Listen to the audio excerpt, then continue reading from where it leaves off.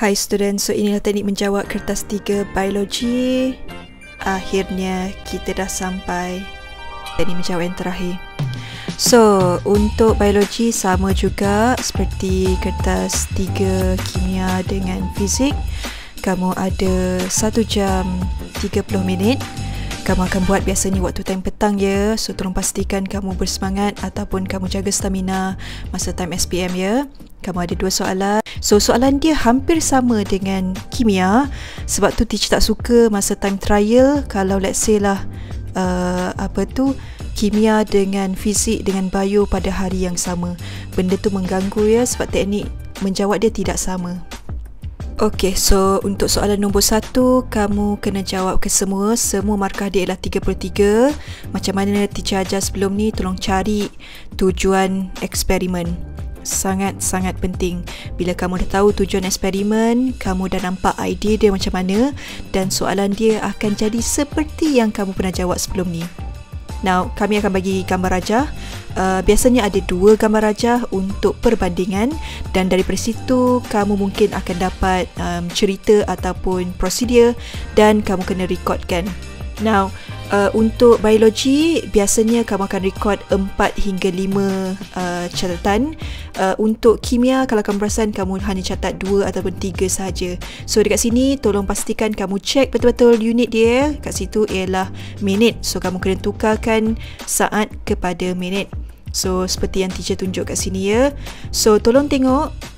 Kalau kamu dapat soalan macam tu, kamu kena cek sama ada dia 2 desimal ataupun 3 desimal. So dalam kes ni teacher buat 2 desimal. So seterusnya daripada situ kamu akan dapat 3 markah selesai. Dan daripada situ kamu kena cari pemerhatian ataupun observation.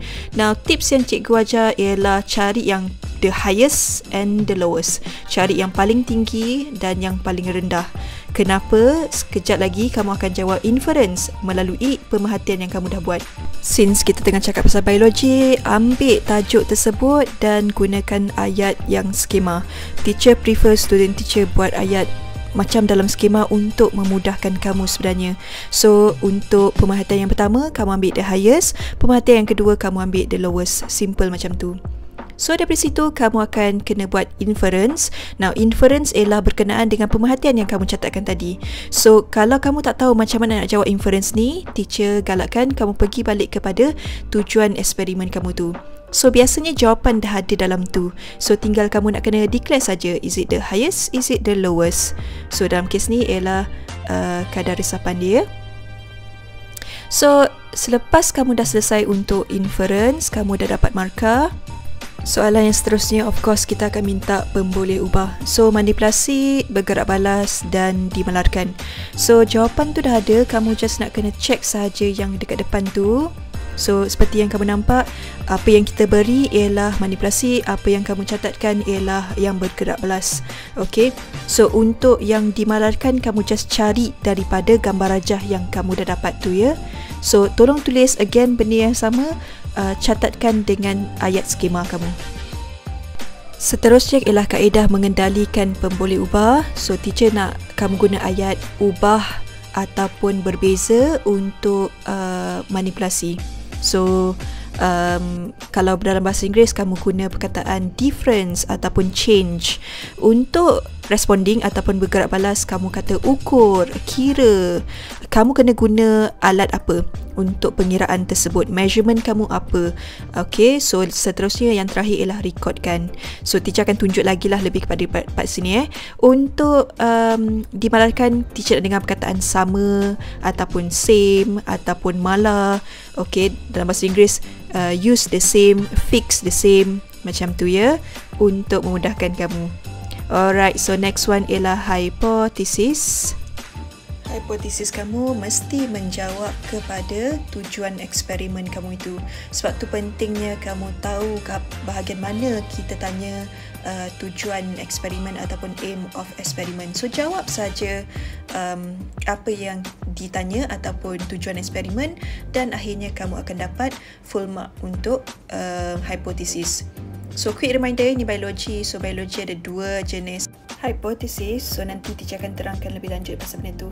Okey, seterusnya ialah penjadualan data. So ikut arahan.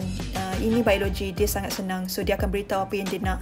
So kat situ kamu nampak ada 4 point, maknanya 4 yang kamu kena tulis. Tulis je macam pelajar skema, tulis apa yang dia ada tulis kat situ dan bersama dengan unit. Okey, so bagi segala data yang ada, tengok pergi dekat depan jadual dia dan akhirnya kamu dapat 3 markah. Selesai.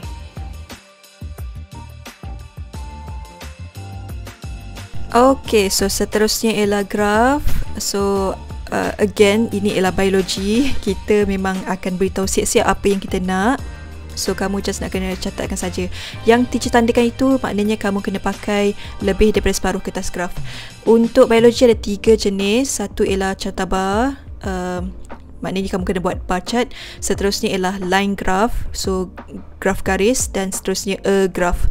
Kamu akan dapat arahan dia jelas kat situ. So seperti yang kamu nampak kat situ, dia kata dia nak a graph.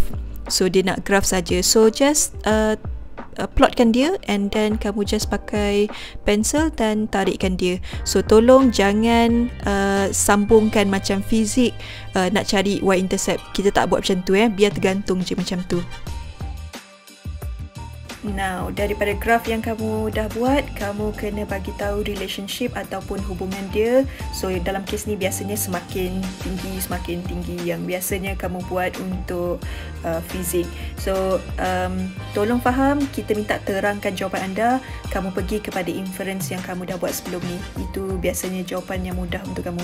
Seterusnya ialah kita minta operation and definition. So kadar resapan adalah kamu nak kena jawab macam tu. So bahagian ni teacher akan buat satu video yang berkaitan dengan operasi definasi untuk kesemua subjek yang ada operasi definasi. Pergi kepada soalan ramalan ataupun prediction. Kamu kena jawab soalan dekat bahagian sini juga. So tolong faham, dia ada beritahu siap-siap apa yang dia nak. So kat situ kamu nampak 20mm. Cari kat dalam kamu punya diagram. So kat sini seperti yang kamu nampak, teacher cari balik kepada gambar raja. So teacher tahu yang M ialah 20mm. So daripada situ kamu ambilkan bacaan milimeter ataupun bacaan M untuk kamu gunakan dia. So dalam kes ni sama ada lebih tinggi daripada M ataupun lebih rendah daripada M ataupun sama. Lepas tu kamu nak kena terangkan kenapa jadi macam tu. Kenapa lebih, kenapa sama, kenapa kurang. So akhirnya mendapat 3 markah. Last sekali kamu akan dapat jadual dan kamu kena letakkan kat bahagian mana dalam kes ni ialah kadar resapan tinggi dengan kadar resapan rendah. Tolong pastikan kamu dapat 3 markah kat sini ya, sebab dia sangat mudah dan logik. Okey, jom kita pergi pada soalan nombor 2. Soalan nombor 2 wajib kamu jawab. Markah dia adalah 17 dan again cari tujuan eksperimen. Benda ni membantu dan kalau soalan macam ni, soalan kebat, kita akan bagi diagram, gambar rajah, cerita untuk kamu fahamkan apa yang kita minta. So dalam kes ni kamu nampak kita bagi table dan logik kat situ kamu nampak ada suhu. So at least kat situ kamu dah nampak idea dia macam mana. Nampak kan kita dah bagi hint. So dalam kes ni kita tanya soalan faktor yang mempengaruhi tindak balas enzim. So kamu boleh gunakan faktor yang kita bagi kat situ untuk memudahkan kamu. Macam teacher, of course teacher akan gunakan faktor yang diberikan. So kat sini kita ada pernyataan masalah, pastikan ada question mark. So guna adakah, apakah, bagaimanakah. Dan tolong faham ya, hipotesis yang kamu buat kena menjawab kepada pernyataan masalah yang kamu dah buat tadi tu. So tolong jangan main buat aja, tolong tahu macam mana nak jawab hipotesis sekali. Seterusnya ialah pembuat lebah, manipulasi, bergerak balas dan malar. Teacher rasa kamu tak ada masalah kat sini. Seterusnya ialah bahan dan radas. Yang ni kamu boleh cantumkan ya. Seterusnya ialah prosedur.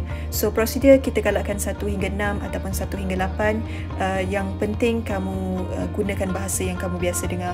Okey. So seterusnya ialah kamu kena buat penjadualan data. So penjadualan data pun macam sama juga. So akhirnya kamu dapat 50 markah. Maka selesailah teknik menjawab kita So lepas ni apa yang teacher akan buat ialah memfokus kepada bahagian yang tertentu. So see you soon. Good luck, bye.